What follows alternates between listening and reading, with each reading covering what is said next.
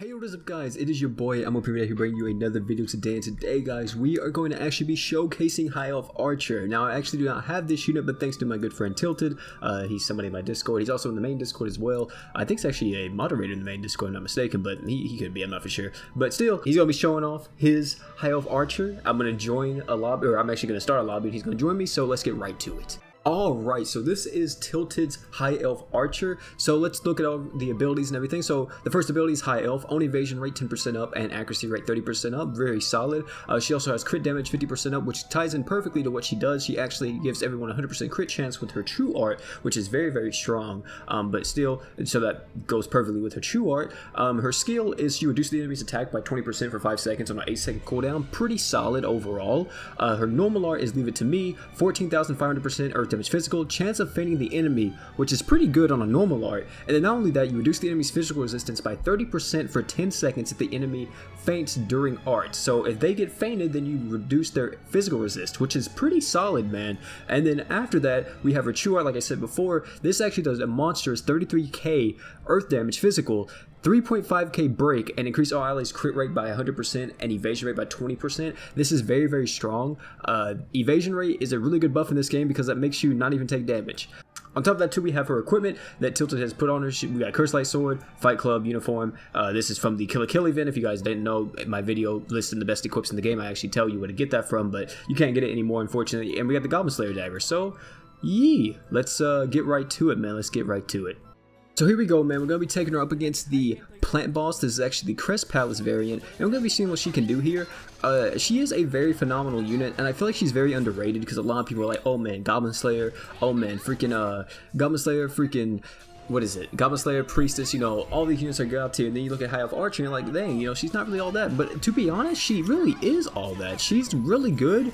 And in most situations, most practical, like, you know, I guess casual type of situations, she can be kind of monstrous in a sense. If you guys don't know, like I just said earlier, her normal art is able to stun, which is really good because that's like a 20 or 30% chance to stun an enemy. Like right there, you see it went off. And not only that does it stun, it lowers physical resistance by like, what, 30%, I think, right, if I'm not mistaken, which is kind of nuts for what she does, because you can see right here, let me actually see, the 30%, yeah, it's a 30% resist down for physical damage, which is huge. That's a huge damage buff. If you guys don't know, the biggest damage buffs in this game is literally like 15 or like 30% physical resist down and like stuff like that. Like anything that lowers physical resistance, dark resist, fire resist, anything like that, that is a huge damage buff to your damage, like in this game. Like it's ridiculous. It's absolutely absurd. Like lowering a type disadvantage or like doing an imperil, like for example, like if you dark imperil somebody, like how Regulus can do, and you lower their dark resist,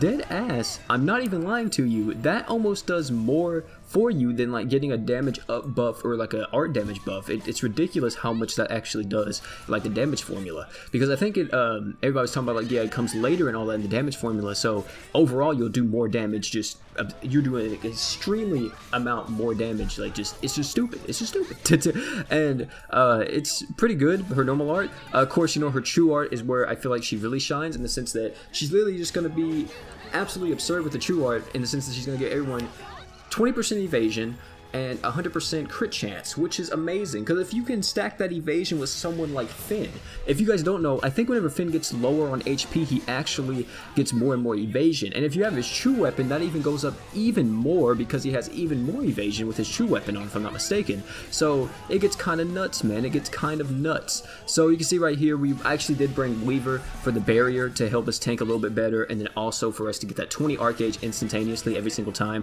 I said barrier. Weaver is an absolute beast in this game. Do not let anybody tell you that he is a trash unit. He is an absolute godsend. He is a super strong unit in this game, and on mono water he's amazing. On any other team he's amazing. He doesn't need to be on a water team. He's just amazing overall. He's SS tier by far, man. He's just extremely good.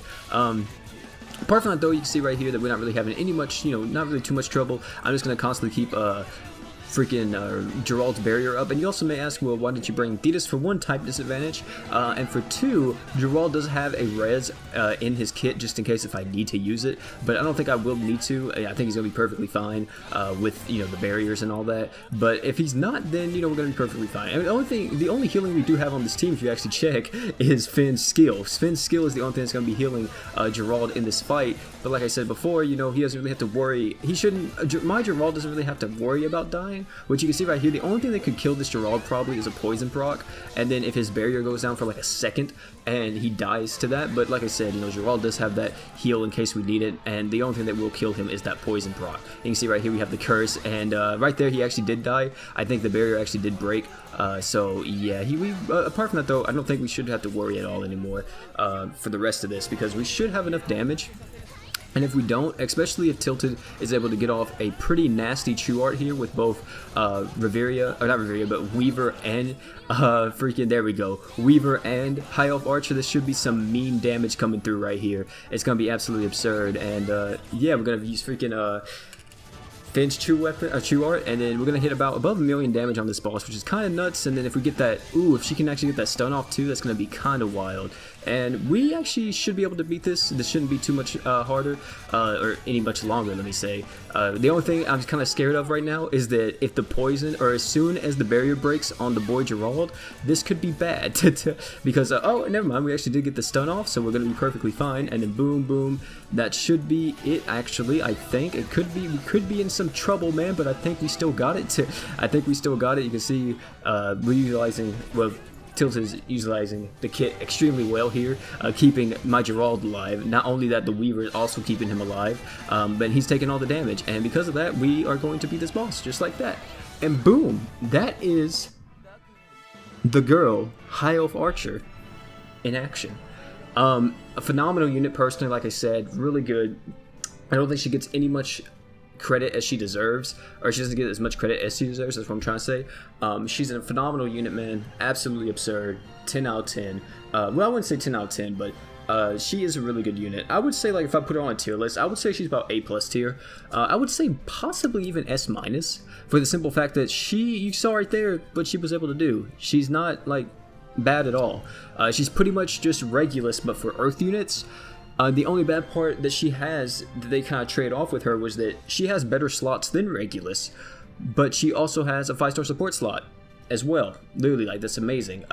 More art gen, and on Mono Earth, that's the last thing they needed, but literally more art gen. Hey, spamming True Arts already, they're spamming more, you know what I mean? So yeah, apart from that though, guys, that's actually gonna be it for the video today, man. Thank you all for coming out, man. It's been your boy P. We'll have more Goblin Slayer showcases up on the channel later on. We're gonna be going over Goblin Slayer himself, and then also Priestess later on as well. But yeah, guys, apart from that though, thank you all for coming out, man. It's been your boy P. Don't forget to like, comment, and subscribe. Thank you so much, guys. We've been growing like crazy. We just hit 6K about like 2 or 3 days ago. We're about to be at like 6.2K or something. That's absolutely absurd. Thank you guys so much, and I'm out, guys. Peace.